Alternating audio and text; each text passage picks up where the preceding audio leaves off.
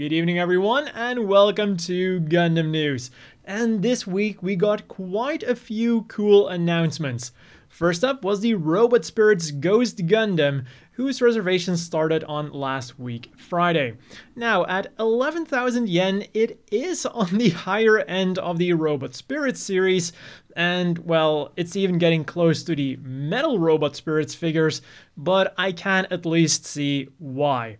Now, the whole figure is painted in a really cool silver color, it transforms, it comes with the multi-purpose assault weapon Kujaku, and it's got effect parts for days, so you can faithfully replicate the Phantom Light. Definitely something Crossbone fans are gonna want to get their hands on in January. The Char fans then are gonna have to wait a little bit longer as they are getting the Gundam Guys Generation Char Aznable normal suit version in late June 2022. Pre-order started on Thursday, and I'll also have a link down below to Hobbling Japan where you can order your very own one. Then, just as with the Ghost Gundam, this is one hell of an impressive looking figure.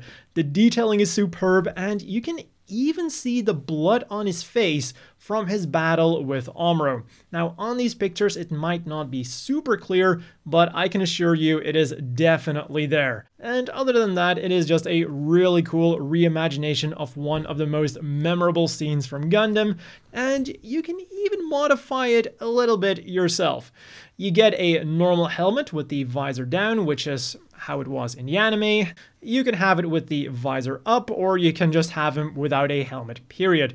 It does look the best in my opinion, and it really showcases that amount of detail that it's got going on, although it wouldn't have really been all that practical because, the Zanzibar was about to leave, so probably not the best idea to be in that situation without a helmet, but whatever. For 16,280 yen, around $150, this thing can be yours.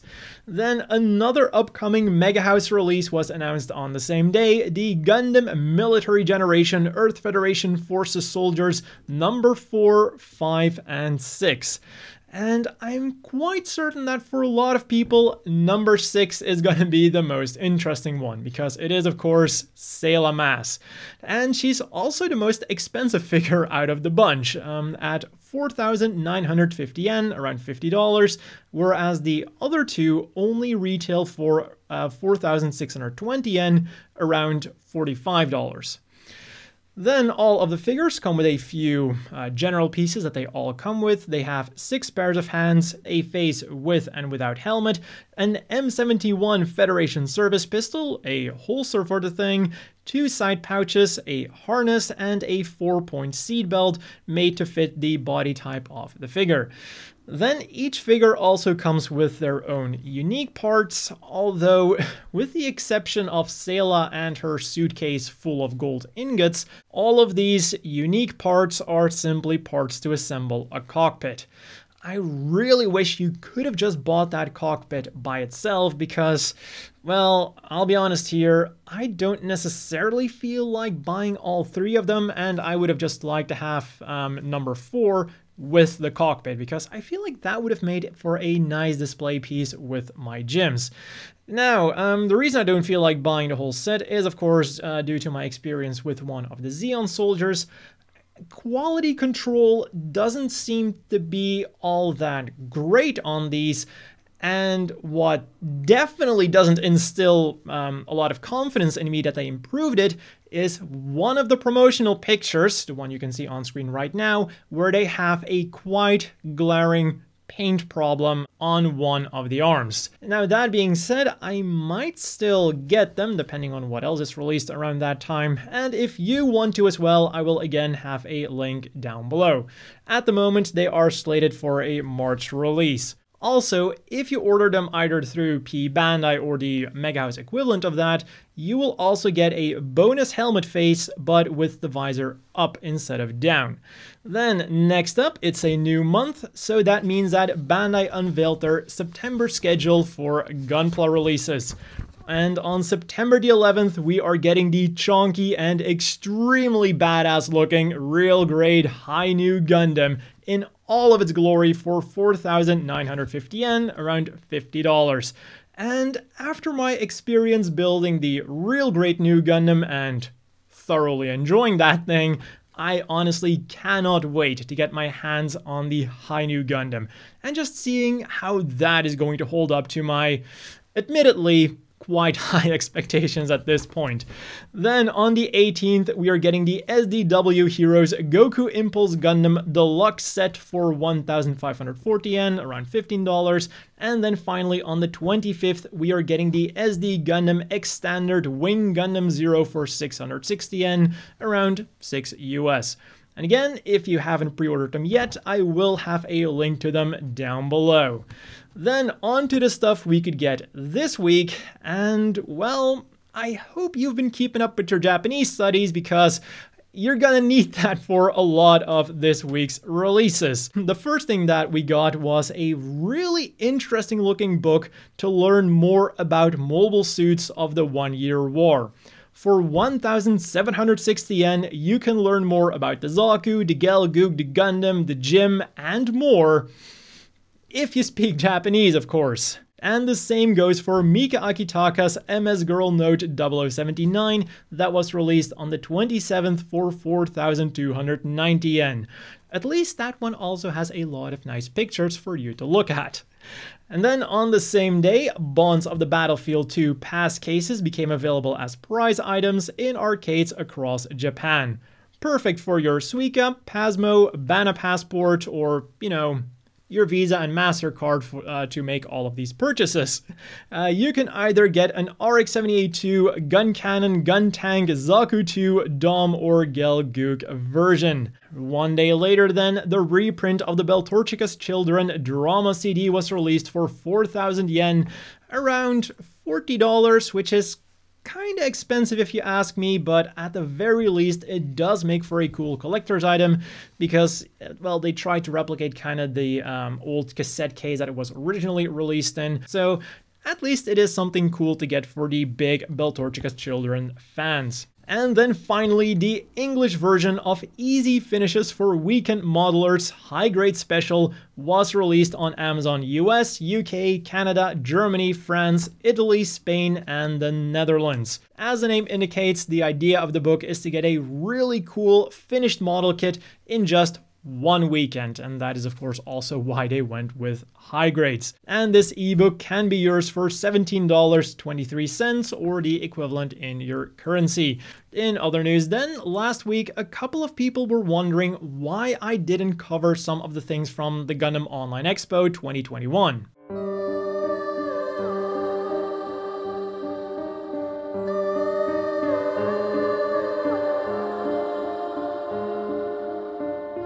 That's why. And with that out of the way, it is already time to have a look at this week's Gundam apparel. On the 27th, Strict G started selling their latest Cordura items. For 6,380 yen, around 60 US, you can get a blue Federation or a black Zeon cap, and for 7,700 yen, around 75 US, you can get an outdoor hat with chin strap featuring the same two designs. Then for the Reconquista in G fans, Bankure is where you're gonna have to look this week because they're taking pre-orders for some pretty cool Reconquista in G stuff in celebration of the theatrical release. And of course, you can join in on the celebrations by becoming part of the G-reco cheering party by buying a t-shirt for 3,300 yen, around $30, a tote bag for 2,200 yen, around $20, a full color towel for 3,500 yen, 35 US, a pin for 900 yen, around 8 US, and a necklace for a price that I forgot to write in my script today. In addition to that, you can also get some more normal stuff, or well, more normal design stuff, so to say. You can get a G-reco logo on a cap for 3,700 yen, around 35 US, and you can get the G-self itself on a t-shirt for 3,850 yen, also around 35 US. All of these items are currently scheduled for an October release. And then with Japan's human malware situation, unfortunately not really getting a lot better, the final item for today is a 5-pack of shard-themed face masks for 550 yen, around $5. So let's quickly forget about this depressing situation by having a look at what the Gundam Café had to offer for us this week. First up, they unveiled their schedule for September's birthday fortune lattes, or in other words, which characters' birthdays they will be celebrating this month. Shin from Gundam Seed Destiny on the 1st, Mineva from Gundam Unicorn on the 2nd, Graham Aker / Mr. Bushido from 00 on the 10th, Argo from G Gundam on the 13th, Rue from Double Zeta Gundam on the 17th, and Heine from Gundam Seed Destiny on the 19th. And when it comes to Graham Aker's birthday, they are really going all out. Like last week, I talked about the special curry you could get, and I think I also discussed the special drinks and the menu items that'll come with random cards to collect, and the dedicated pilot lunch I think I also tackled last week, which will come with its own dedicated card as well. And then in addition to that, it's not just gonna be us and the Gundam Café celebrating Graham Aker's birthday, but even the Gundam Meisters are throwing a special party for Graham Aker. And just like I said last week with the curry and, Graham explaining to you how to make it, I am being 100% serious here. This is not a joke. I understand why Graham Aker is this popular. Like, I like him too, but I am just amazed at how much more they're celebrating him compared to everything else we've seen so far. And the special events don't end here, because starting September the 10th, the Gundam Café will be holding a Halloween event featuring the main Wing Boys and also the main cast from Seed. So, the costumes of Troa and especially Duo are a really good fit in my opinion. The mercenary Troa as a pirate and Duo, the god of death, as Dracula, both sound like a match made in hell.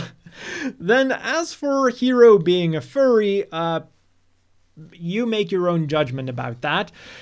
Then the event itself is, of course, the usual stuff. There's going to be a Halloween party with a special menu along with special items. Reservation is required for that. And then there's also a bunch of stuff you can buy on the Gundam Café online. You can get the Wing Boys as an acrylic figure for 990 yen, 9 US, as a muddler for 495 yen, around 5 US, and as a smartphone stand for 1,430 yen, around 14 US.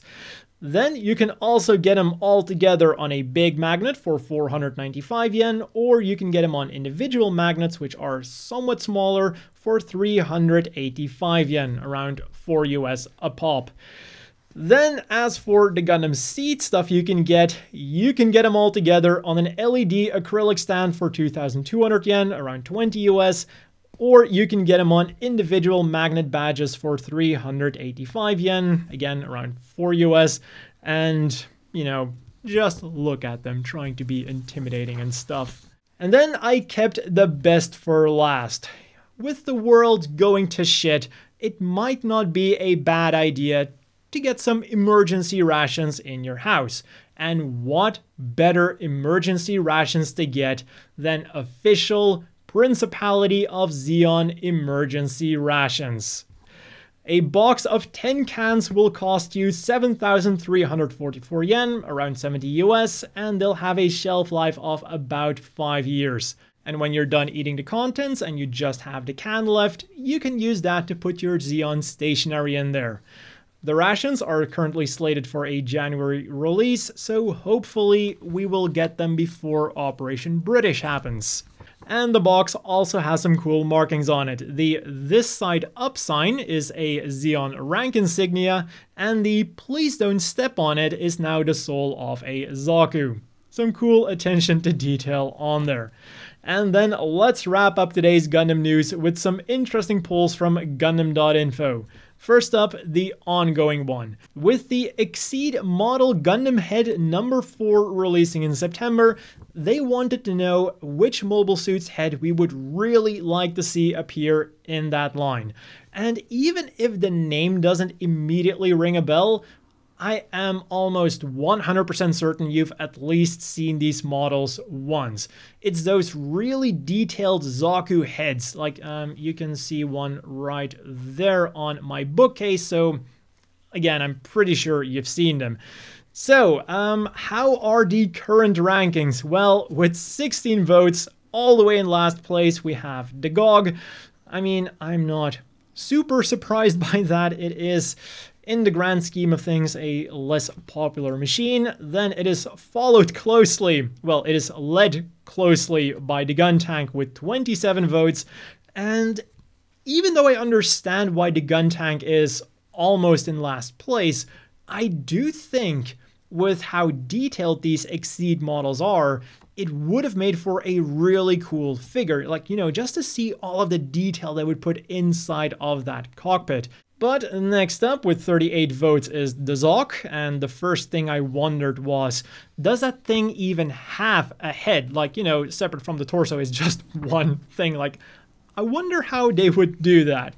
Then 44 votes, we have the Gyan, and even though I will take every opportunity I get on this channel to, you know, make a little jab at Mikuve, I will say that just as with the Gun Tank, I feel like the Gyan head could have been a really interesting figure just to see what they do with the mono eye and, you know, how they translate that into a figure that is, again, really detailed. But then next up with 58 votes, we have the Ag Guy, ever the popular weird machine.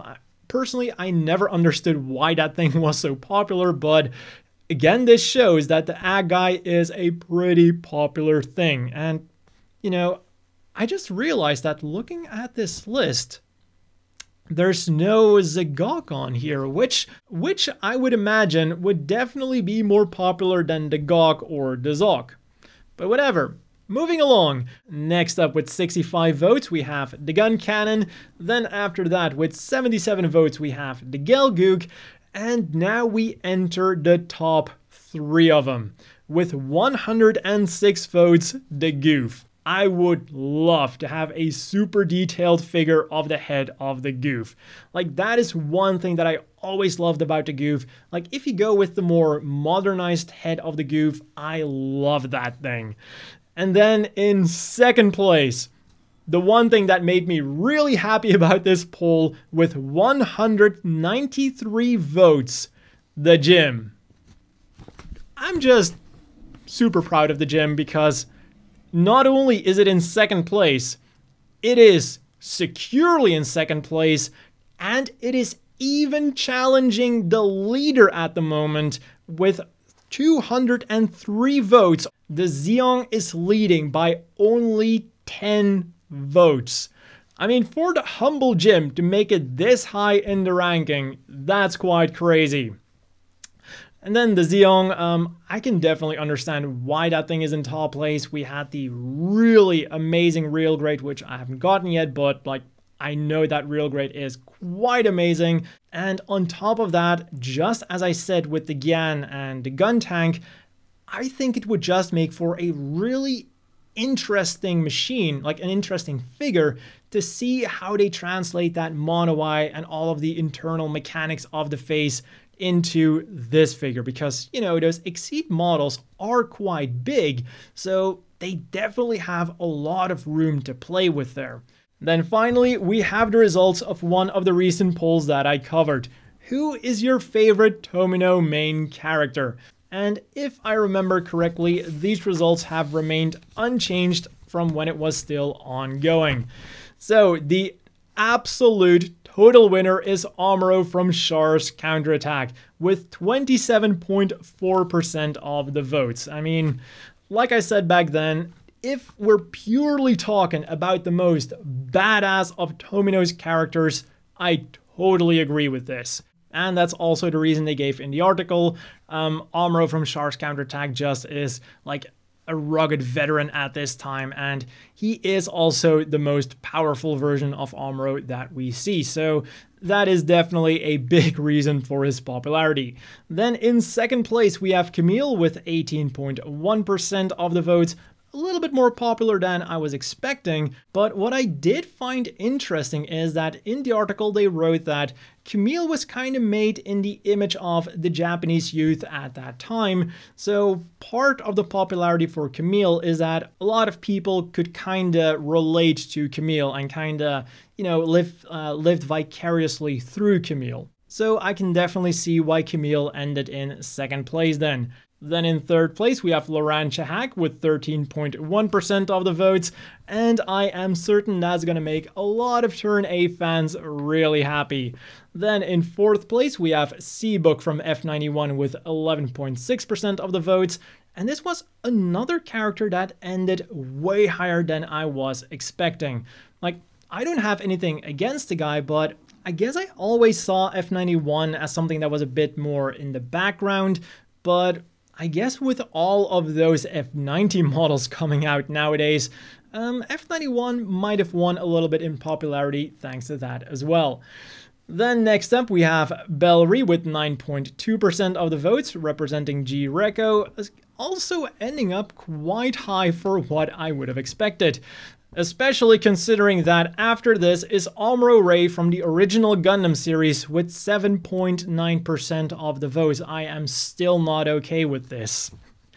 And he is followed by Judo from Double Zeta Gundam with 7.4% of the votes, and then all the way in last place with only 5.3% of the votes, we have Uso Ewin from Victory Gundam.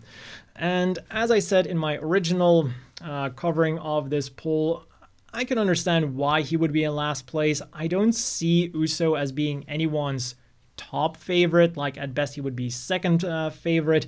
And also I saw a lot of people say that, well, he is the youngest of, like, I think he might be the youngest Gundam pilot ever, except for maybe the H kids. But as far as Tomino's main character are concerned, he is the youngest one, which then also makes it a bit harder for the audience to really relate to him. All definitely factors that played a role in poor Uso ending up all the way in last. And that has been all for this week's Gundam news. As always, a big thank you to the Patreon supporters. I hope everyone watching has a great evening, and I'll see you all next time with more Gundam news.